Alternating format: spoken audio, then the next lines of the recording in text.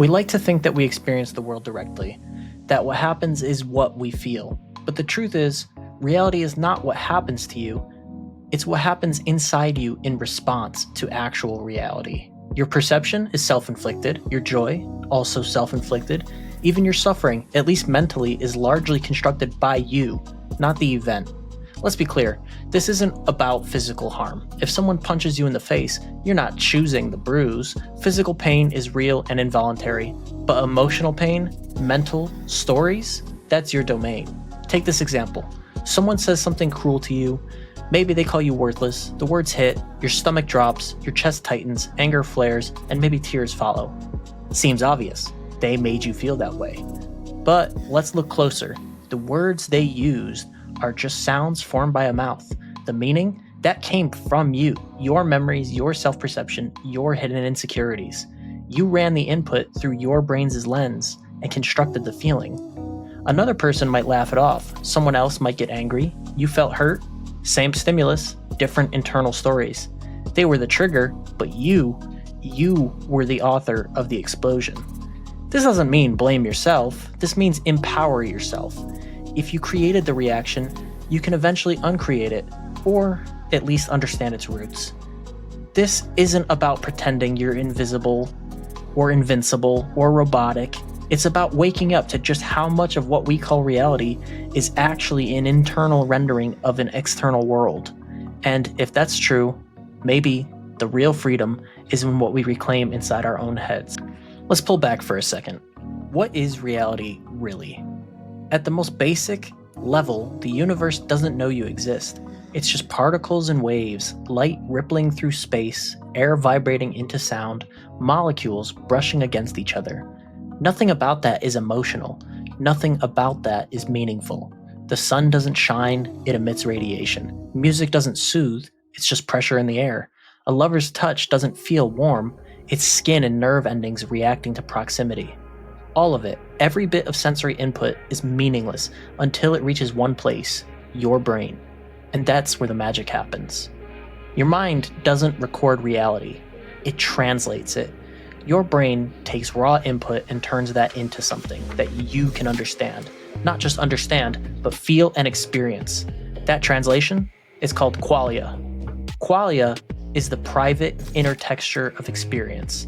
Not just light, but the color red. Not just sound, but the way that song breaks your heart. Not just pressure, but the comfort of being held. It's the difference between knowing and feeling, between existence and experience. Your qualia belongs to you alone. No one else sees exactly the red you see. No one hears music in precisely the same way. No one else lives in your body, with your history, with your context. That means the world you experience is not the world. It's your version of it.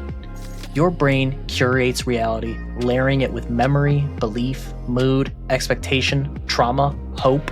So, when someone says something that hurts you, they didn't inject pain into your bloodstream, they released words, vibrations, and those words passed through your filter, lit up your memories, pressed on your insecurities, and somewhere inside you, a feeling took shape.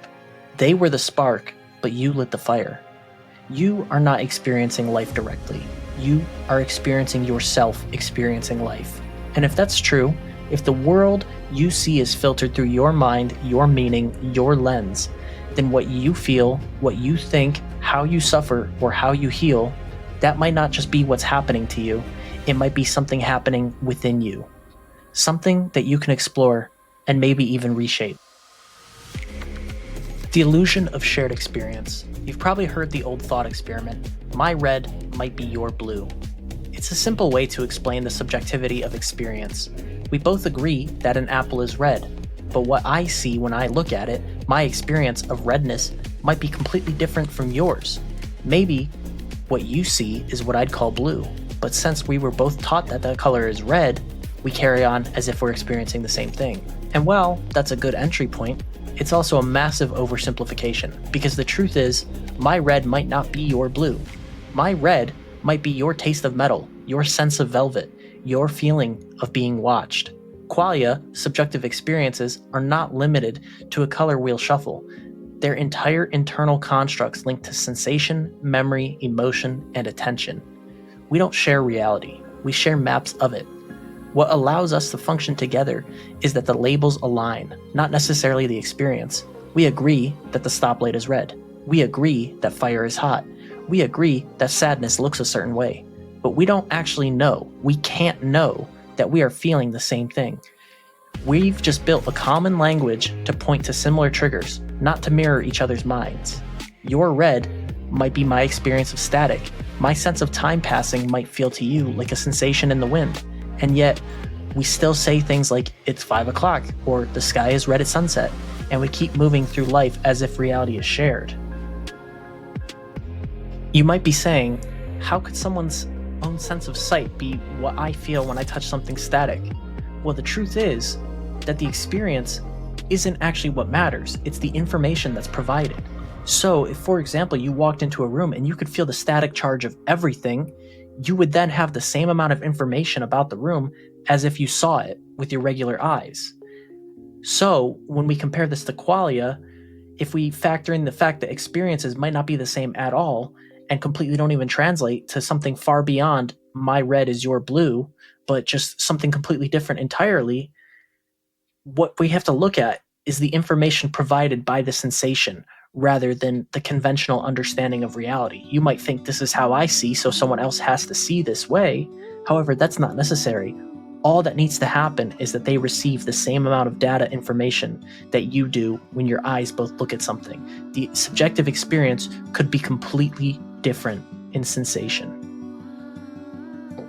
So if you could swap Qualia with someone else, truly step into their version of existence, what you'd find might be completely alien, not just different, unrecognizably distorted. Their world might be fuzzy where yours is sharp, cold where yours is warm, or even laced with sensations that you have no words for because you've never felt anything like them. Communication isn't shared experience, it's mutual calibration. We don't experience the same world. We just learn to communicate enough information to pretend that we do. Language gives us approximate landmarks to find each other. Red, pain, love, peace. These are compressed files. Each one unzips differently in every brain. And yet somehow, it's enough to build relationships, to tell stories, to console or comfort, to cause harm or healing. But never forget, what feels obvious to you might be unreachable to someone else. What hurts you might feel like nothing to them. And what seems meaningless to you might be the core of someone else's world. So when we speak of reality as if it's singular, we're really just agreeing on shadows cast on the same cave wall. The real world, it's happening inside each of us, wildly different, impossibly complex, and stitched together with nothing more than symbols and trust. So, the real world application. Reclaim your inner world. You might be asking yourself, what do I do with all this? If reality is built from the inside out, if your emotions, your pride, your shame, your joy, your pain are all self-inflicted through your own filters, then that means you're not truly at the mercy of other people's words or actions. You've just been waiting for permission. And to clarify, once again, we are speaking about emotional reality. Obviously, if someone physically harms you, that's a bit different. So let's stay on topic. You don't need someone else to trigger pride. You already have the capacity to feel proud. It's there, buried in your chest, humming quietly. But you've been taught to wait for someone else to say, good job, before you let yourself feel it. But what if you didn't? What if, instead of waiting for external approval, you just allowed yourself to feel it, to access your own sense of worth without needing the world to clap? You built the thing, you did the work, you endured the storm. That feeling you're waiting for, it's yours. You just haven't pulled the lever yet. Don't wait for the trigger. Just feel what your brain is already capable of feeling. And when someone tries to tear you down, it's the same principle. They might say something cruel, something dismissive, but it's just noise until it hits the lens of your mind. Your reaction, your shame, your anger, your pain, that's real, but it's also yours. You authored it, even if you didn't mean to. And that's not about blame. It's about reclaiming your power, because once you can spot the trigger, you can recalibrate the reaction. Pause, breathe, ask, is this true? Or is this just an old filter firing again? Do I need to feel this, or am I allowed to let it go? Would I be feeling this if they had never said anything? Obviously, If someone's offering you constructive criticism or a reality check, that might be worth looking into and digging into. But for surface level things, you need to ask yourself, is this worth getting upset about? And above all else, be kind. Because here's the thing, you have no idea what anyone else is experiencing. You don't know what love feels like to them. You don't know how they see blue or how they feel time passing or what silence sounds like in their head.